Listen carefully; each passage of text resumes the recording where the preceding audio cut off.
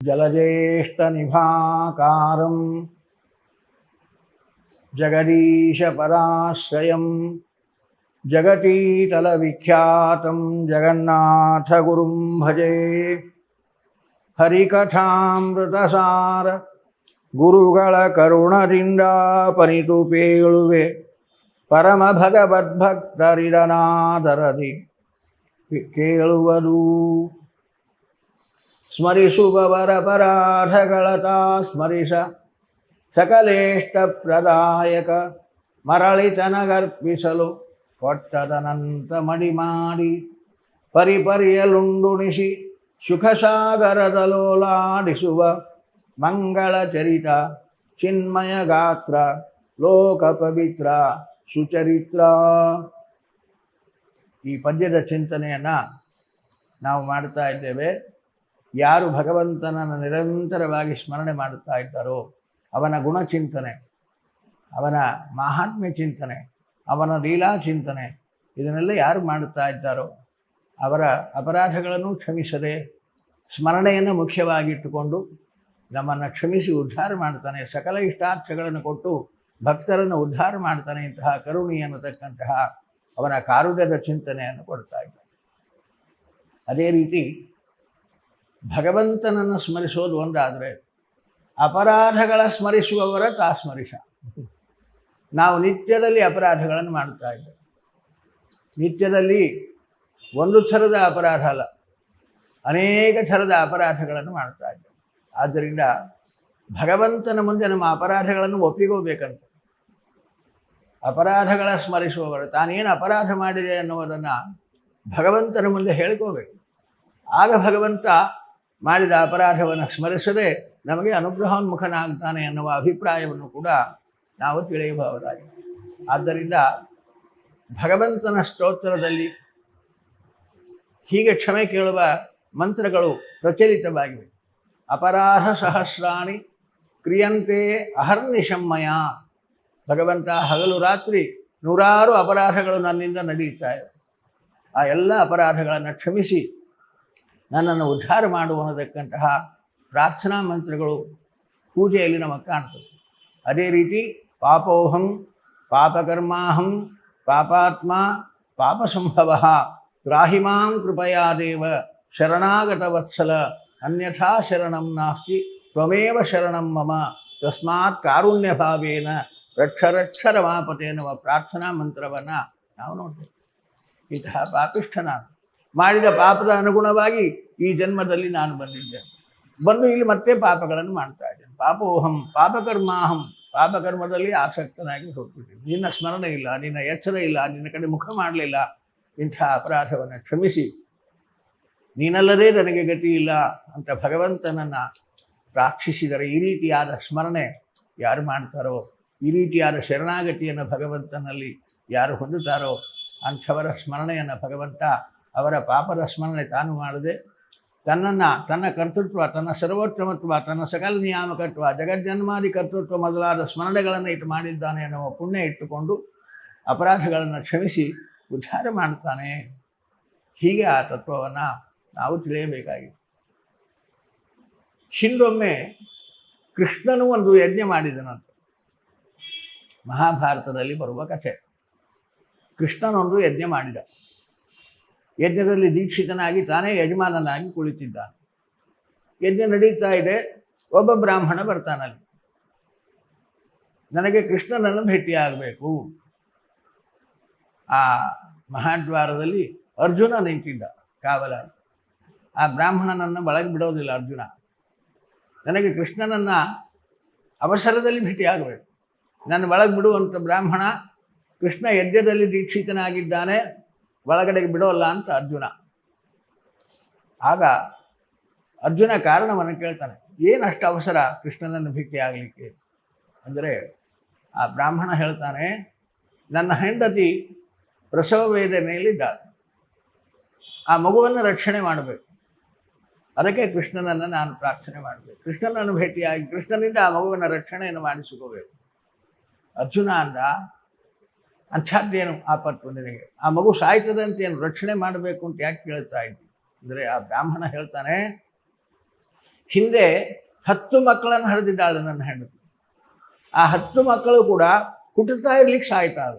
ಅದು ಯಾಕೆ ಸಾಯ್ತಾರೆ, ಆ ಜೀವ ಎಲ್ಲಿ ಹೋಗ್ತಾರೆ, ಯಾರು ತಗೊಂಡು ಹೋಗ್ತಾರೆ, ಯಾಕೆ ಅದಕ್ಕೆ ಮರಣ ಬರ್ತದೆ, ಕಾರಣ ಗೊತ್ತಾಗ್ತಾ ಇಲ್ಲ. ಈಗ 11ನೇ ಪ್ರಸವ ವೇದನೆ. ಕಾರಣ 11ನೇದು ಮರಣ ಆಗಬಾರ್ದಾದರೆ ಕೃಷ್ಣ ಅನುಗ್ರಹಿಸಿ ಅದನ್ನು ರಕ್ಷಣೆ ಮಾಡಿದರೆ ಆ ಮಗು ಉಳಿದಿತ್ತು ಅನ್ನುವ ಭಾವನೆಯಲ್ಲಿ ಕೃಷ್ಣನನ್ನು ಪ್ರಾರ್ಥನೆ ಮಾಡಲಿಕ್ಕೆ ನಾನು ಬಂದಿದ್ದೇನೆ, ಆ ಮಗುವಿನ ರಕ್ಷಣೆಗಾಗಿ ಅಂದಾಗ ಅರ್ಜುನ ನಕ್ಕು ಬಿಡ್ತಾನೆ ಆ ಮಾತು ಕೇಳಿ. ಕ್ಷಣಕಾಲ ದುರಹಂಕಾರ ಅವನಿಗೆ, ಆಗಾಗ ಅಹಂಕಾರ ಬರ್ತಿತ್ತು. ನಿತ್ಯ ನಿರಂತರ ಸ್ಮರಣೆ ಮಾಡ್ತಾನೆ, ಕೃಷ್ಣನನ್ನು ನೋಡ್ತಾನೆ, ಕೃಷ್ಣನಿಂದ ಅಪಾರವಾದ ಅನುಗ್ರಹ ಪಡೆದಿದ್ದಾನೆ. ಆದರೂ ಒಮ್ಮೊಮ್ಮೆ ಅಹಂಕಾರ ನೋಡ್ರಿ, ಇದೇ ಅಪರಾಧ. ಅಹಂಕಾರವೇ ದೊಡ್ಡ ಅಪರಾಧ. ಭಗವಂತನ ವಿಷಯದಲ್ಲಿ ನಾವು ಮಾಡುವ ದೊಡ್ಡ ಅಪರಾಧ ಅಂದರೆ ಅಹಂಕಾರದಿಂದ ವರ್ತಿಸುವುದು, ಅದೇ ದೊಡ್ಡ ಅಪರಾಧ.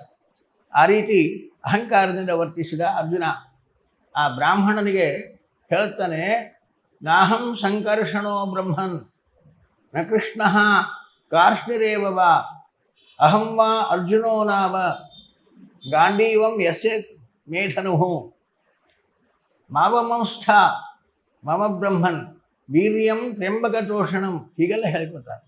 ಬ್ರಾಹ್ಮಣ, ನಿನ್ನ ಮಗುವಿನ ರಕ್ಷಣೆ ಆಗಬೇಕಲ್ವಾ, ಅದಕ್ಕೆ ಕೃಷ್ಣನೇ ಬರಬೇಕು ಅಂತಿಲ್ಲ. ಅರ್ಜುನ ಇದ್ದಾನೆ, ಈ ಅರ್ಜುನ ರಕ್ಷಣೆ ಮಾಡ್ತಾನೆ ನೋಡಿ. ಕೃಷ್ಣ ಏನು ಮಾಡ್ಯಾರ, ದನ ಕಾಯುವವ. ಬಲರಾಮನಿಂದ ಈ ಕೆಲಸ ಆಗಲಿಕ್ಕಿಲ್ಲ, ಕೃಷ್ಣನ ಮಗನಾದ ಪ್ರದ್ಯುಮ್ನನಿಂದ ಈ ಕೆಲಸ ಆಗಲಿಕ್ಕಿಲ್ಲ. ನಾನು ನಿನ್ನ ಮಗನನ್ನು ರಕ್ಷಣೆ ಮಾಡ್ತೇನೆ, ನಾನು ಬರ್ತೇನೆ ನಡಿ, ನನ್ನನ್ನು ಅವಮಾನ ಮಾಡಬೇಡ, ನೀನೇನು ರಕ್ಷಣೆ ಮಾಡ್ತೀನಿ ಅಂದಾಗ ಅರ್ಜುನ ಹೇಳ್ತಾನೆ, ನಾನೇನು ರಕ್ಷಣೆ ಮಾಡ್ತೀನಿ ಅಂತ ನನ್ನ ಅವಮಾನ ಮಾಡಬೇಡ. ಯಾಕೆ ಗೊತ್ತಾ, ವೀರ್ಯಂ ತ್ರ್ಯಂಬಕತೋಷಣಂ, ನನ್ನ ಅಪಾರವಾಗಿರತಕ್ಕಂತಹ ಪರಾಕ್ರಮ ಎಂಥದ್ದು ಗೊತ್ತಾ.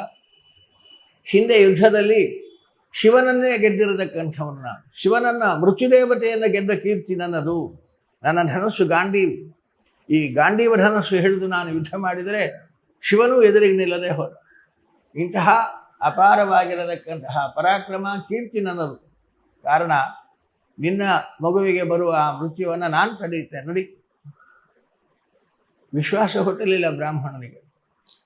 ಅಕಸ್ಮಾತ್ ಆ ಮಗು ನಿನ್ನಿಂದ ರಕ್ಷಣೆ ಮಾಡಲಿಕ್ಕೆ ಆಗದೆ ಹೋದರೆ ಅಂದಾಗ ಅರ್ಜುನ ಪ್ರತಿಜ್ಞೆ ಮಾಡ್ತಾನೆ, ನಿನ್ನ ಮಗುವನ್ನು ರಕ್ಷಣೆ ಮಾಡಲಿಕ್ಕೆ ಆಗದೆ ಹೋದರೆ ನಾನು ಅಗ್ನಿ ಪ್ರವೇಶ ಮಾಡ್ತೇನೆ. ಹೀಗೆ ಘನಘೋರವಾದ ಪ್ರತಿಜ್ಞೆ ಮಾಡಿ ಕೃಷ್ಣನನ್ನು ತಿರಸ್ಕರಿಸಿ ತಾನು ಅಹಂಕಾರದಿಂದ ಆ ಮಗುವನ್ನು ರಕ್ಷಣೆ ಮಾಡ್ತೀನಿ ಅಂತ ಹೋದ.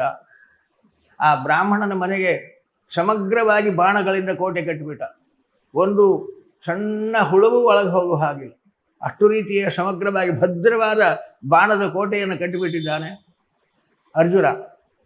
ಅವನ ಹೆಂಡತಿ ಪ್ರಸವಿಸಿದಳು, ಮಗು ಹುಟ್ಟಿತು, ಸತ್ತು ಹೋಯಿತು. ಆಗ ಆ ಬ್ರಾಹ್ಮಣ ಅರ್ಜುನನನ್ನು ನಿಂದೆ ಮಾಡ್ತಾನೆ. ಇದೆಲ್ಲ ಅಹಂಕಾರದ ಮಾತುಗಳನ್ನು ಹೇಳಿದಿ, ಎಲ್ಲಿ ಹೋಯಿತು ನಿನ್ನ ಪರಾಕ್ರಮ, ನನ್ನ ಮಗು ಸತ್ತು ಹೋಯಿತು, ಆ ಮಗುವನ್ನು ಉಳಿಸ್ಲಿಕ್ಕೆ ನಿನಗೆ ಸಾಮರ್ಥ್ಯ ಆಗಲ್ಲ, ನಾ ಮೃತ್ಯುವನ್ನು ಗೆದ್ದವ, ಶಿವನನ್ನೇ ಗೆದ್ದವ, ಗಾಂಡೀವ ಧನಸ್ಸು ಏನೆಲ್ಲ ಹೇಳಿದಲ್ಲಪ್ಪ, ನಿನ್ನಿಂದ ಆ ಕಾರ್ಯ ಆಗಲಿಲ್ಲ ಅಂತ ಬ್ರಾಹ್ಮಣ ಬೈತಾನೆ ಅರ್ಜುನನನ್ನು. ಆಗ ತನ್ನ ತಪ್ಪಿನ ಅರಿವು ಅರ್ಜುನಿಗಾಗ್ತದೆ. ಮಾತು ಕೊಟ್ಟಂತೆ ಅಗ್ನಿ ಪ್ರವೇಶ ಮಾಡಬೇಕು ಅಂತ ಹೊರಟಾಗ ಕೃಷ್ಣ, ಅರ್ಜುನ ತನ್ನ ಭಕ್ತ, ಯಾವುದೋ ಒಂದು ಅಹಂಕಾರದಿಂದ ಇಂತಹ ವ್ಯಾಪಾರ ಮಾಡಿಬಿಟ್ಟಿದ್ದ ಅಂತ ಅವನು ಅಹಂಕಾರದಿಂದ ಮಾಡಿದ ವ್ಯಾಪಾರವನ್ನು ಕ್ಷಮಿಸಿ ಯಜ್ಞವನ್ನು ತಡೆದು ನಿಲ್ಲಿಸಿ ತಾನೇ ಸ್ವತಃ ಬರ್ತಾನೆ. ಅಗ್ನಿ ಪ್ರವೇಶ ಮಾಡುವ ಅರ್ಜುನನನ್ನು ಕುರಿತು ತಾನೇ ಬಂದು ಅರ್ಜುನನನ್ನು ರಥದಲ್ಲಿ ಕೂಡಿಸಿಕೊಂಡು ಅಮುಕ್ತ ಸ್ಥಾನದವರೆಗೆ ತಾನೇ ಹೋಗಿ ಅಲ್ಲಿ ಇರತಕ್ಕಂತಹ ಮಕ್ಕಳನ್ನು, ಆ ಒಂದು ಮಗ ಅಲ್ಲ, ಹಿಂದಿನ 10 ಮಕ್ಕಳನ್ನು ಕೂಡ ತನ್ನ ರಥದಲ್ಲಿ ಕೂಡಿಸಿಕೊಂಡು ಬಂದು ಆ ಬ್ರಾಹ್ಮಣನಿಗೆ ಕೊಟ್ಟು ಸಂತೋಷಪಡಿಸ್ತಾನೆ. ಹೀಗೆ ಮಹಾಭಾರತದಲ್ಲಿ ಬರತಕ್ಕಂತಹ ಒಂದು ಕಥೆ. ಕಾರಣ ಅರ್ಜುನ ನಿರಂತರದಲ್ಲಿ ಕೃಷ್ಣನಲ್ಲಿ ಅಪಾರವಾದ ಭಕ್ತಿ ಮಾಡುವವ. ಯಾವುದೋ ಒಂದು ಕ್ಷಣದಲ್ಲಿ ಅಹಂಕಾರದಿಂದ ವರ್ತಿಸಿದ, ಕೃಷ್ಣನನ್ನೇ ತಿರಸ್ಕರಿಸಿದ. ಕೃಷ್ಣ ಅವನ ಈ ಅಪರಾಧವನ್ನು ತಾನು ಎಣಿಸದೆ ಅವನ ಇಷ್ಟಾರ್ಥ, ಅವನಿಗೆ ಕೀರ್ತಿ ಬರುವಂತೆ ಎಲ್ಲ ಮಕ್ಕಳನ್ನು ಆ ಬ್ರಾಹ್ಮಣನಿಗೆ ತಂದುಕೊಟ್ಟು ಕೃಷ್ಣ ಅರ್ಜುನನಿಗೆ ತೀರ್ಚಿಕೊಡತಕ್ಕಂಥವನಾದ ಸಕಲೇಷ್ಟ ಪ್ರದಾಯಕ. ಈ ರೀತಿಯಾಗಿ ಆ ಭಗವಂತನ ಕರುಣೆ ಭಕ್ತರಲ್ಲಿ ಯಾವ ರೀತಿಯಾಗಿರ್ತದೆ, ಅಪರಾಧವನ್ನು ಕ್ಷಮಿಸಿಯೂ ಹೇಗೆ ಅನುಗ್ರಹಿಸ್ತಾನೆ ಅನ್ನುವಲ್ಲಿ ಈ ಚಿಂತನೆಯನ್ನು ನಾವು ಮಾಡಬಹುದಾಗಿದೆ. ಸ್ಮರಿಸುವವರ ಅಪರಾಧಗಳತ ಸ್ಮರಿಸ ಸಕಲೇಷ್ಟ ಪ್ರದಾಯಕ, ಮರಳಿತನಗರ್ಪಿಸಲು ಕೊಟ್ಟದನ್ನು ಅನಂತ ಮಡಿ ಮಾಡಿ. ಭಗವಂತ ಏನು ಕೊಟ್ಟಿದ್ದಾನೋ ಅದನ್ನೇ ಅವನಿಗೆ ಕೊಡಬೇಕಲ್ವಾ. ಏನು ಕೊಟ್ಟರು ಅವನದ್ದೇ ಅವನಿಗೆ ಕೊಡೋದು. ನಾವು ನಮ್ಮದು ಅಂತ ಯಾವುದೂ ಇಲ್ಲ. ನದಿಗೆ ಹೋಗೋದು, ನದಿಯ ಸ್ನಾನ ಮಾಡುವುದು, ನದಿ ನೀರನ್ನೇ ತಗೊಳ್ಳೋದು, ನದ್ಯಸ್ತೃಪ್ತಿ ಅಂತ ತರ್ಪಣ ಕೊಡೋದು, ಇಷ್ಟೇ ಅಲ್ವಾ. ಕೆರೆಯ ನೀರು ಕೆರೆಗೆ ಚೆಲ್ಲಿ ವರವ ಪಡೆದವರಂತೆ ಬದುಕಿರೋದು ಪುರಂದಾಸರು. ಇದನ್ನೇನೆ ಮರಳಿ ತನಗೆ ಅರ್ಪಿಸಲು, ಅವನು ಕೊಟ್ಟದ್ದನ್ನೇ ಮರಳಿ ಅವನಿಗೆ ಕೊಡೋದು. ಅವನದಲ್ಲದ್ದು ಯಾವುದೂ ಇಲ್ಲವೇ ಇಲ್ಲ. ನಾವು ಯಾವುದನ್ನು ಭಗವಂತನಿಗೆ ಕೊಟ್ಟರೂ ಕೂಡ ಅದು ಅವನದೇ. ಇದು ಅವನ ಕಾರುಣ್ಯ. ನೋಡ್ರಿ ಎಷ್ಟು ಕಾರುಣ್ಯ ಅಂದರೆ, ಈಗ ಲೋಕದ ವ್ಯವಹಾರದಲ್ಲಿ ನಮ್ಮದೇ ದುಡ್ಡು ತಗೊಂಡು ನಮಗೆ ಕೊಟ್ಟು ನಾ ದಾನ ಮಾಡಿದೆ, ಆಚಾರ್ಯ ತಗೊಳ್ರಿ ನಿಮಗೆ ದಾನ ಕೊಡ್ತೇನೆ ಅಂತ ನಮ್ಮದೇ ದುಡ್ಡು ತಗೊಂಡು ನಮಗೆ ಕೊಟ್ಟು ನಾ ದಾನ ಮಾಡಿದೆ, ನಮಸ್ಕಾರ ಮಾಡ್ತೀನಿ, ಅನುಗ್ರಹ ಮಾಡಿರಿ ಅಂದರೆ ನಾವೇನಂತೇವೆ? ನಾನು ದುಡ್ಡು ತಗೊಂಡು ನನಗೇನು ಕೊಡ್ತೀಯೋ ಮಾರಾಯ, ನಿನಗೆ ಅನುಗ್ರಹ ಮಾಡಬೇಕಾ ಅಂತೇವೆ ಇಲ್ಲ. ನಾವು ಅವನನ್ನು ನಾವು ತಿರಸ್ಕಾರ ಮಾಡ್ತೀವಿ, ಅವಮಾನ ಮಾಡ್ತೀವಿ. ನನ್ನದೇ ತೊಗೊಂಡು ಕೊಡ್ತಾನೆ ಮಗ ಅಂತ ಅವನನ್ನು ನಾವು ಅವಹೇಳನ ಮಾಡ್ತೇವೆ. ಆದರೆ ಭಗವಂತ ಹಾಗಿಲ್ಲ. ಭಗವಂತನಿಗೆ ನಾವು ಪೂಜೆ ಅಂತೀವಿ, ಪೂಜೆಯಲ್ಲಿ ಪುಷ್ಪಾರ್ಚನೆ ಅಂತೀವಿ, ಪೂಜೆಯಲ್ಲಿ ತುಳಸಿ ಅರ್ಚನೆ ಅಂತೀವಿ, ಪೂಜೆಯಲ್ಲಿ ಅವನಿಗೆ ಕನಕಾಭಿಷೇಕ ಅಂತೇವೆ, ಪೂಜೆಯಲ್ಲಿ ಅಪಾರ ವೈಭವದ ನೈವೇದ್ಯ ಅಂತೇವೆ, ಆರತಿ, ಛತ್ರಿ, ಚಾಮರ ಏನೆಲ್ಲ ಅಂತೇವೆ. ಅದೆಲ್ಲ ಭಗವಂತನಿಗೆ ನಾನು ವೈಭವದಿಂದ ಪೂಜೆ ಮಾಡುತ್ತೀನಿ, ಮಾಡಿದೆ ಅಂತ ಅಂದ್ಕೋತೇವೆ. ಆದರೆ ಅದೆಲ್ಲ ಯಾರದು? ಅವನೇ ಕೊಟ್ಟದ್ದು, ಎಲ್ಲ ಅವನದು. ಪೂಜಾ ಸಾಮಗ್ರಿಗಳವನು, ಪೂಜೆಯ ಪದಾರ್ಥಗಳವನು, ನೈವೇದ್ಯ ಪದಾರ್ಥಗಳೆಲ್ಲ ಅವನು ಕೊಟ್ಟದ್ದು. ಅವನು ಕೊಟ್ಟದ್ದನ್ನು ಅವನಿಗೆ ಕೊಡೋದು ಇಷ್ಟೇ. ಹೀಗೆ ಭಾವಿಸಬೇಕು. ಇದೇ ಸ್ಮರಣೆ ಅಂತ ಅನ್ನಿಸ್ತದೆ. ಇದ್ಯಾವುದು ನನ್ನದಲ್ಲ, ಪೂಜೆ ಮಾಡುವ ಕ್ರಿಯೆಯೂ ನನ್ನದಲ್ಲ, ನೀನೇ ನನ್ನಲ್ಲಿ ನಿಂತು ಬಿಂಬನಾಗಿದ್ದು ಪ್ರೇರಕನಾಗಿ ಇಂದ್ರಿಯಗಳಲ್ಲಿದ್ದು ಇಂದ್ರಿಯ ವ್ಯಾಪಾರಗಳನ್ನು ಮಾಡಿಸುವವನು ನೀನೇ. ಆದ್ದರಿಂದ ಪೂಜೆ ಮಾಡುವಾಗ ಪ್ರಾರಂಭದಲ್ಲಿ ಒಂದು ಮಂತ್ರವನ್ನು ಪೂಜಾ ಕ್ರಿಯೆಯಲ್ಲಿ ಹಾಕ್ತಾರೆ. ನಿಶುಷೀದ ಗಣಪತೆ ಗಣೇಶು ತ್ವಾಮಾಹುರ್ವಿಪ್ರತಮಂ ಕವೀನಾಂ ನರತೆ ತ್ವತ್ಕ್ರಿಯತೆ ಕಿಂಚನಾರೇ ಮಹಾಮರ್ಕಂ ಮಾಘವನ್ ಚಿತ್ರಮರ್ಚ ಅನ್ನುವ ಮಂತ್ರ. ನಿಶುಷೀದ ಗಣಪತೆ, ಇದು ಗಣಪತಿಯ ಸ್ತೋತ್ರ ಅಂತ ಅನೇಕರು ಭಾವಿಸ್ತಾರೆ. ಇದು ಗಣಪತಿಯ ಸ್ತೋತ್ರ ಅಲ್ಲ, ಇದು ಭಗವಂತನ ಸ್ತೋತ್ರ. ಗಣಪತಿ ಬಾ ನನ್ನ ಹೃದಯದಲ್ಲಿ ಕೂತ್ಕೋ. ನಿಶುಷೀದ ಗಣಪತೆ ಗಣೇಶು ತ್ವಾಮಾಹುರ್ ವಿಪ್ರತಮಂ. ಯಾಕೆ ನೀನು ಗಣಪತಿ? ಭಗವಂತ ಯಾಕೆ ಗಣಪತಿ ಅಂದ್ರಿ? ಗಣಪತಿ ಅಲ್ಲ ಅಂದರೆ ಗಣೇಶು ತ್ವಾಂ ಆಹುಹು ವಿಪ್ರತಮಂ. ನೀನು ಈ ಇಂದ್ರಿಯಗಳ ಗಣಗಳ ಪತಿ. ಗಣಪತಿ ಅಂದರೆ ಗಣ ಯಾವ ಗಣ? ಇಂದ್ರಿಯ ಗಣಗಳು. ನಮ್ಮ ಜ್ಞಾನೇಂದ್ರಿಯ ಕರ್ಮೇಂದ್ರಿಯಗಳಿಲ್ಲದೆ ನಾವು ಪೂಜೆ ಮಾಡಲಿಕ್ಕಾಗತ್ತಾ? ಇಂತಹ ಜ್ಞಾನೇಂದ್ರಿಯ ಕರ್ಮೇಂದ್ರಿಯಗಳ ಗಣ ಏನಿದೆ, ಈ ಗಣಗಳಿಗೆ ನೀನೇ ಪತಿ. ಆ ಇಂದ್ರಿಯಗಳಲ್ಲಿ ತದಾಕಾರನಾಗಿ, ತದ್ಭಿನ್ನನಾಗಿ, ತತ್ಶಬ್ದವಾಚ್ಯನಾಗಿ, ತನ್ನಿಯಾಮಕನಾಗಿ, ಆ ಇಂದ್ರಿಯಾಭಿಮಾನ ದೇವತೆಗಳಿಗೂ ನಿಯಾಮಕನಾಗಿ ಒಳಗಿದ್ದು ಆ ಇಂದ್ರಿಯಗಳ ವ್ಯಾಪಾರ ಮಾಡಿಸುವವನು ನೀನೆ. ಆದ್ದರಿಂದ ಹೇ ಗಣಪತೆ, ಇಂದ್ರಿಯ ಗಣಗಳಿಗೆ ಅಧಿಪತಿಯಾಗಿರತಕ್ಕಂತಹ ಹೇ ಸರ್ವತಂತ್ರ ಸ್ವತಂತ್ರ, ನೀನು ಬಂದು ನನ್ನ ಹೃದಯ ಕಮಲದಲ್ಲಿ ಇದ್ದು ಈ ಎಲ್ಲ ನಿನ್ನ ಪೂಜಾರೂಪವಾದ ಇಂದ್ರಿಯ ವ್ಯಾಪಾರಗಳನ್ನು ನೀನೇ ಮಾಡಿಸು. ನೀನೇ ಮಾಡಿಸು ಅಂದರೆ ಪೀಠದಲ್ಲಿ ಕುಳಿತು ಪೂಜೆ ತಗೊಳ್ಳುವವನು ನೀನೇ, ನನ್ನಲ್ಲಿ ನಿಂತು ಪೂಜೆ ಮಾಡಿಸುವವನು ನೀನೇ. ಇಂದ್ರಿಯಗಳ ವ್ಯಾಪಾರ ನಿನ್ನದೇ ಆಗಿರತಕ್ಕಂಥದ್ದಾಗಿ ನಿನ್ನ ಪೂಜೆಯನ್ನು ನೀನು ಮಹಾಮರ್ಕಂ ಮಾಘವನ್ ಚಿತ್ರವನ್, ನಿನ್ನ ಪೂಜೆಯ ವೈಭವದ ಪೂಜೆಯನ್ನು ನೀನೇ ಮಾಡಿಕೊ ಅನ್ನುವಂತೆ ಪ್ರಾರ್ಥನೆ ಅಲ್ವಾ. ಹೀಗೆ ಪ್ರಾರ್ಥನೆ ಮಾಡುವ ಸಕಲೇಂದ್ರಿಯ ವ್ಯಾಪಾರಗಳು ಕೂಡ ಅವನ ಪೂಜೆ. ನಾವು ಮಾಡುವ ಪೂಜೆಯು ಅವನೇ ನಿಂತು ಮಾಡಿಸತಕ್ಕಂಥದ್ದು. ಕೆರೆಯ ನೀರನ್ನು ಕೆರೆಗೆ ಚೆಲ್ಲಿ ಇದೆ. ಹಾಗೆ ಹೀಗೆ ಭಗವಂತನನ್ನು ಸ್ಮರಿಸ್ತಾ ಇದು ಎಲ್ಲ ನಿನ್ನದೇ ಆಗಿದೆ, ಇದ್ಯಾವುದು ನನ್ನದಲ್ಲ, ನಂದೇನೋ ಸ್ವಾಮಿ ನಿಂದೇ ಇದೆಲ್ಲವೂ ಅಂತ ಸ್ಮರಿಸಿ ನೀನು ಕೊಟ್ಟದ್ದು, ನಾನು ಇವತ್ತು ನಿನಗೆ ಸಮರ್ಪಣೆ ಮಾಡ್ತಾ ಇದ್ದೇನೆ ಅಂದರೆ ಇದು ನೀನೇ ಕೊಟ್ಟದ್ದು, ನೀನದನ್ನು ನಿನಗೆ ಕೊಡ್ತಾ ಇದ್ದೇನೆ ಅಂತ ಭಗವಂತನನ್ನು ಸ್ಮರಿಸಿದರೆ ನಾವು ಮಾಡಿದ ಪೂಜೆ, ನಾವು ನಿನಗೆ ಸಮರ್ಪಣೆ ಮಾಡಿದ್ದೇವೆ, ನೀನದನ್ನು ನಿನಗೆ ಸಮರ್ಪಣೆ ಮಾಡಿದರೆ ಭಗವಂತ ಸ್ವೀಕರಿಸಿ ಕೊಟ್ಟುದು ಅನಂತ ಮಡಿ ಮಾಡಿ ನಮಗೆ ಕೊಡ್ತಾನೆ. ಅವನು ತಗೊಳ್ತಾನೆ ಅಂದರೆ ಯಾಕಾಗಿ?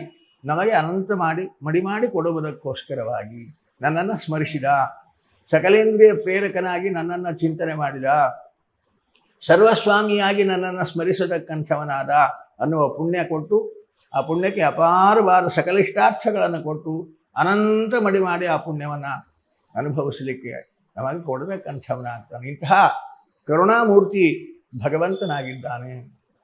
ಹೀಗೆ ಆ ಬ್ರಾಹ್ಮಣನ ಸಂದರ್ಭದಲ್ಲಿ ಅರ್ಜುನನನ್ನು ರಕ್ಷಣೆ ಮಾಡಿದ.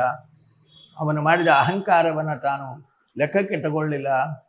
ಅದನ್ನು ಲೆಕ್ಕಕ್ಕೆ ತೆಗೆದುಕೊಳ್ಳದೆ ಅವನಿಗೆ ಅನುಗ್ರಹಿಸಿ ಕೀರ್ತಿ ಕೊಟ್ಟು ಬ್ರಾಹ್ಮಣನ ಮಕ್ಕಳನ್ನು ಸಂರಕ್ಷಣೆ ಮಾಡಿ ತಂದು ಕೊಟ್ಟ. ಹೀಗೆ ಭಗವಂತನ ಕಾರುಣ್ಯ ಭಕ್ತರಲ್ಲಿ ಇರ್ತದೆ. ಎಂದಿಗೂ ಅವರ ಅಪರಾಧಗಳನ್ನು ಸ್ಮರಿಸದೆ ಮಾಡಿದ ಪೂಜೆಯನ್ನು, ಸಮರ್ಪಣೆ ಮಾಡಿದ ಪದಾರ್ಥಗಳನ್ನು ಸ್ವೀಕರಿಸಿ ಅನಂತ ಮಡಿ ಮಾಡಿಕೊಟ್ಟು ಭಕ್ತರನ್ನು ಸಂತೋಷಪಡಿಸ್ತಾನೆ. ನಾವು ಭಗವಂತ ಸಂತೋಷ ಆಗಲಿ ಅಂತ ಏನೆಲ್ಲ ಮಾಡ್ತೇವೆ. ನಾವು ಮಾಡುವ ವ್ರತ, ನಿಯಮ, ಪೂಜಾ, ಯಜ್ಞ, ಯಾಗ, ದಾನ, ಧರ್ಮ ಎಲ್ಲ ಯಾಕಾಗಿ? ಭಗವಂತ ಪ್ರೀತನಾಗಲಿ, ಭಗವಂತ ಸಂತೋಷ ಪಡಲಿ. ಅದನ್ನೆಲ್ಲ ಸ್ವೀಕಾರ ಮಾಡಿ ಭಗವಂತ ಏನು ಮಾಡ್ತಾನೆ? ಭಕ್ತರು ಸಂತೋಷ ಪಡಲಿ. ಭಕ್ತರು ನನ್ನ ಭಕ್ತರು, ಇವರು ಸಂತೋಷವಾಗಿರಬೇಕು ಅಂತ ಅವರ ಸಂತೋಷಕ್ಕಾಗಿ ತಾನು ಅನಂತ ಮಡಿ ಮಾಡಿಕೊಟ್ಟು ಭಕ್ತರನ್ನು ಸಂತೋಷಪಡಿಸುವ ಸಕಲೇಷ್ಟದಾಯಕ ಎಲ್ಲ ಇಷ್ಟಾರ್ಥಗಳನ್ನು ಅವರಿಗೆ ಪೂರೈಸಿ ಸಂರಕ್ಷಣೆ ಮಾಡುವ ಪರಮ ಕರುಣಾಳು ನಮ್ಮ ಸ್ವಾಮಿ. ಈ ಚಿಂತನೆ, ಅವನ ಕಾರುಣ್ಯದ ಚಿಂತನೆ ನಮಗೆ ನಿರಂತರವಾಗಿ ಸ್ಮರಣೆಯಲ್ಲಿರಬೇಕು ಅಂತ ಜಗನ್ನಾಥದಾಸರು ಸಂದೇಶವನ್ನು ಕೊಡ್ತಾ ಇದ್ದಾರೆ ಈ ಪದ್ಯದಲ್ಲಿ. ಪರಿಪರಿಯಲ್ಲುಂಡುಣಿಸಿ, ಹಾಗೆ ನಾವು ಊಟವೂ ಒಂದು ಯಜ್ಞ. ಅದರಿಂದ ನಾವು ಊಟ ಮಾಡ್ತೇವೆ ಅಂದರೆ ಒಳಗಿಂದು ಭಗವಂತ ತಾನೇ ಊಟ ಮಾಡ್ತಾನೆ. ತನ್ನ ಹಿಂದೆ ಹೇಳಿದಂತೆ ಸ್ವಾಕ್ಷರಸವನ್ನು ಸ್ವೀಕಾರ ಮಾಡಿ ನಮಗೆ ತೃಪ್ತಿಯನ್ನು ಕೊಡ್ತಾನೆ. ಇಂತಹ ಅಪಾರವಾದ ಕರುಣೆ ಭಗವಂತ ಅನ್ನುವ ಚಿಂತನೆಯನ್ನು ಈ ಪದ್ಯದಲ್ಲಿ ಕೊಡ್ತಾ ಇದ್ದಾರೆ. ಮುಂದೆ ಇನ್ನೂ ಸ್ವಲ್ಪ ಚಿಂತನೆ ಮಾಡಬೇಕು. ನಾಳೆ ಮತ್ತೆ ಆ ಚಿಂತನೆಯನ್ನು ಮುಂದುವರೆಸೋಣ. ಮಧ್ವೇಶಾರ್ಪಣಮಸ್ತು.